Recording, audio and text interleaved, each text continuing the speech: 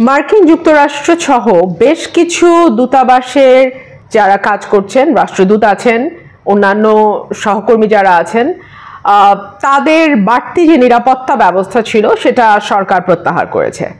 এবং এই প্রত্যাহারের ব্যাপারে বলা হয়েছে যে দেশে এমন কোনো অবস্থা নাই যে এই অবস্থার জন্য তাদের বাড়তি নিরাপত্তার প্রয়োজন হতে পারে। আমি এটা নিয়ে একটা ভিডিও করেছিলাম, সেখানে আমি ভেরি রিসেন্ট দুটো ইনসিডেন্টের কথা বলেছিলাম। মার্শা বার্নিকাটের উপরে হামলা, আমাদের এখন যিনি রাষ্ট্রদূত পিটার হাস তার উপরেও হামলা, অর্থাৎ পরপর দুজন রাষ্ট্রদূতের উপরে হামলা হয়েছে। কিন্তু তারপরেও সরকার মনে করছে যে তাদের বাড়তি কোনো নিরাপত্তার প্রয়োজন হবে না। বাজারে একটা গুজব আছে, আমি জানি না কতটুকু সত্য, সেটা হচ্ছে যে প্রধানমন্ত্রী যখন যুক্তরাষ্ট্র সফরে গেছেন তাকে যথাযথ প্রোটোকল দেওয়া হয়নি, তাকে যথাযথভাবে রিসিভ করা হয়নি, তাকে যথাযথ সম্মান দেওয়া হয়নি যেটা একজন সরকার প্রধান প্রাপ্য।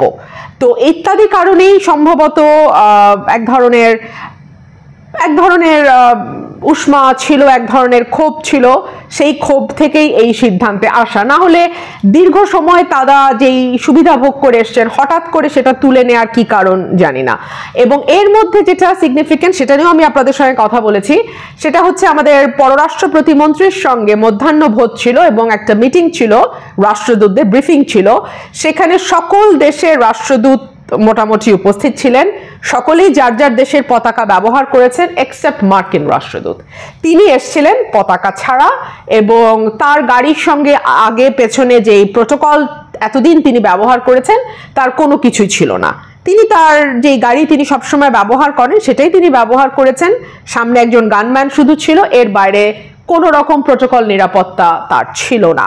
এবং ভেরি সিগনিফিকেন্ট যেটা, যে মধ্যাহ্নভোজে এবং ব্রিফিংয়ে অন্যান্য রাষ্ট্রদূতরা কথা বলেছেন, তারা নানান বিষয় নিয়ে আলাপ করেছেন এবং সাইডলাইন আলাপ যেটাকে বলে, যে অনেক ইনফর্মাল ব্যাপারেও হয়তো আলাপ হয়েছে, আমের প্রশংসা হয়েছে যেটা গণমাধ্যমে এসছে, ইত্যাদি কোনো বিষয় মার্কিন রাষ্ট্রদূত কোনো কথা বলেনি।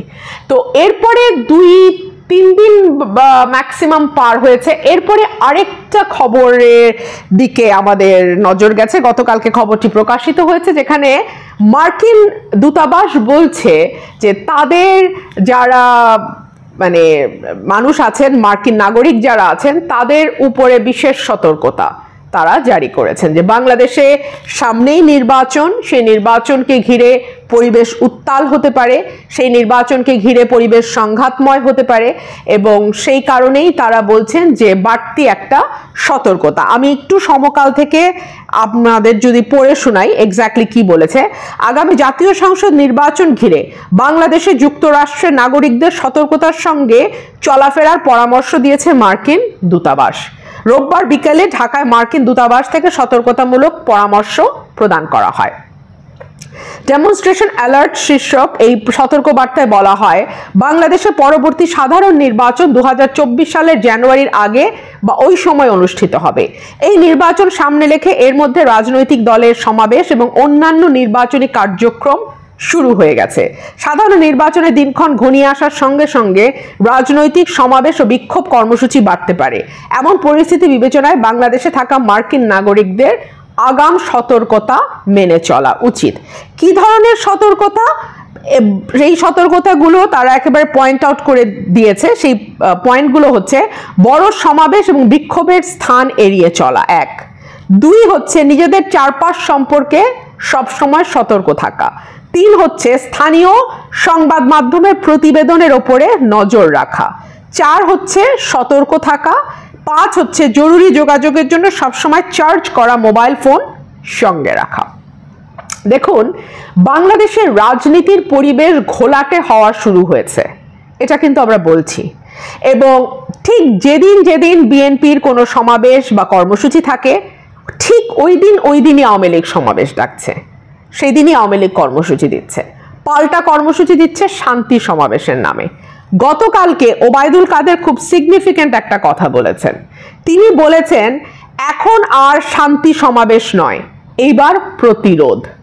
সরাসরি তিনি প্রতিরোধের ডাক দিচ্ছেন। বিরোধী দলের কর্মসূচির উপরে বিরোধী দলের নেতাকর্মীদেরকে, বিরোধী দলের সমর্থকদেরকে, বিরোধী দলের কর্মসূচিতে যারা অংশ নিচ্ছে তাদেরকে এবং পুরো কর্মসূচির উপরে একটা প্রতিরোধের ঘোষণা দিচ্ছে আওয়ামী লীগের সাধারণ সম্পাদক।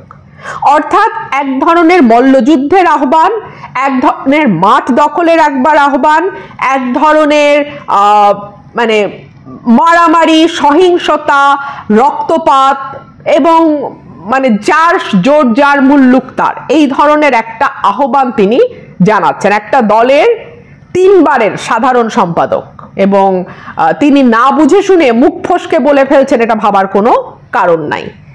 এটা কোনো পলিটিক্যাল রেটরিক বলে আমরা মনে করি না। তিনি ভেবেচিন্তে এই কথা বলেছেন এবং তিনি যখন এই ধরনের সংঘাতের ইঙ্গিত দিচ্ছেন, এই ধরনের সহিংসতায় উস্কানি দিচ্ছেন, এই ধরনের মল্লযুদ্ধের আহ্বান জানাচ্ছেন, প্রতিরোধ করার কথা বলছেন, ঠিক সেই সময়ে মার্কিন দূতাবাস থেকে মার্কিন নাগরিকদের উপরে এই সতর্কতা জারি করা হয়েছে। গতকালকে একটা রিপোর্ট নিয়ে বেশ আলোচনা হয়েছে। আলোচনা মানে কি, চূড়ান্ত আলোচনা হয়েছে আরো নিষেধাজ্ঞা আসতে যাচ্ছে কিনা। বলা হচ্ছে যে যারা নির্বাচন কারচুপি করে, যারা দুর্নীতি করে, যারা বিরোধী দলকে দমনের জন্য সব রকম পন্থা নেয়, তাদের উপরে এইবার নিষেধাজ্ঞা আসতে যাচ্ছে। এবং বিশ্বে এরকম নজির আছে যে দেশগুলোতে নির্বাচনে কারচুপি হয় সেই দেশগুলোর উপর যুক্তরাষ্ট্র নিষেধাজ্ঞা দেয়, এই নজির আছে।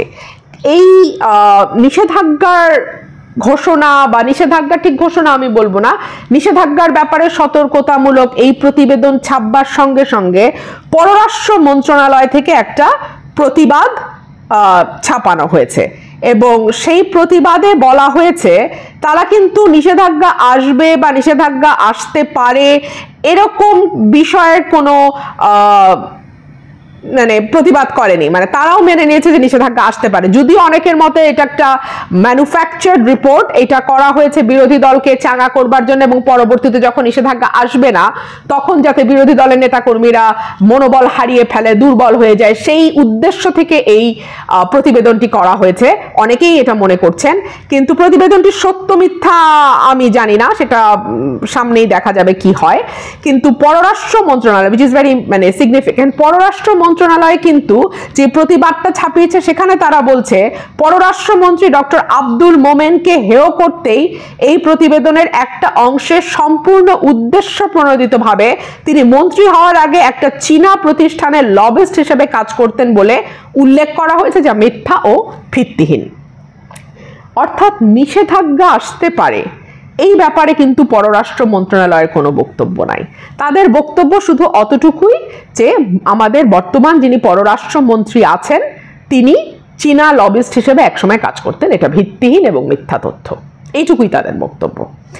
আজকে একটা ফর্মাল বা সাংবাদিকদের প্রশ্নের জবাবে, যেটাই আপনি বলেন, রিয়াকশন দিয়েছেন আমাদের পররাষ্ট্রমন্ত্রী এবং তিনি খুব মজার কথা বলেছেন। তিনি বলেছেন উল্টো আমেরিকায় বাংলাদেশের যারা যায় তাদের উপরে সতর্কতা জারি করা উচিত, বাংলাদেশ দূতাবাসের উচিত আমেরিকায় যে বাংলাদেশিরা আছে তাদের উপরে সতর্কতা জারি করা। কেন? কারণ হিসেবে তিনি বলেছেন বাংলাদেশের মার্কেট প্লেস বা স্কুলে গুলি করা হয় না, আমেরিকায় এটা করা হয়। সুতরাং আমেরিকা ভ্রমণে যারা যাবেন বাংলাদেশিরা তাদের এই সতর্কতা মানা উচিত। এখানেই শেষ না, তিনি আরো অনেক কথা বলেছেন এবং তার মধ্যে খুব সিগনিফিক্যান্ট একটা কথা হচ্ছে যে প্রধানমন্ত্রীর কথা তিনি উল্লেখ করেছেন, রিড বিটুইন দ্য লাইন পড়তে বলেছেন। প্রধানমন্ত্রী বলেছেন স্যাংশন দেওয়া দেশ থেকে আমরা কিছু কিনবো না এবং পররাষ্ট্রমন্ত্রী বলতে চাচ্ছেন যে এই বার্তাটা কিন্তু অন্যান্য দেশের জন্য একটা সতর্ক বার্তা, মানে কেউ যদি বাংলাদেশের উপরে স্যাংশন দিতে চায় তাদের জন্য হবে এটা একটা সতর্ক বার্তা। দেখুন, বাংলাদেশ প্রতি বছর আমদানি করে 9,000 কোটি ডলারের পণ্য, রপ্তানি করে মাত্র 5,000 কোটি ডলারের পণ্য। এখন যদি 9,000 কোটি ডলারের পণ্য গোস্বা করে আমদানি বন্ধ করে দেশ একদিনও চলবে কিনা এই প্রশ্ন আপনাদের কাছে রেখে যাচ্ছি। কথা বলার সময় তো আমরা মাত্রা জ্ঞান রেখে কথা বলি না, কথা বলার সময় আমরা জয়ী জাতি, বিজয়ীর জাতি, 30 লক্ষ শহীদের জাতি, অমুক জাতি, তমুক জাতি, অনেক জাতি। সত্যি সত্যি যদি বন্ধ করতে হয় কথা অনুযায়ী কাজ করতে গিয়ে বাংলাদেশ একদিনও চলবে কিনা আপনারাই খুঁজে বার করেন।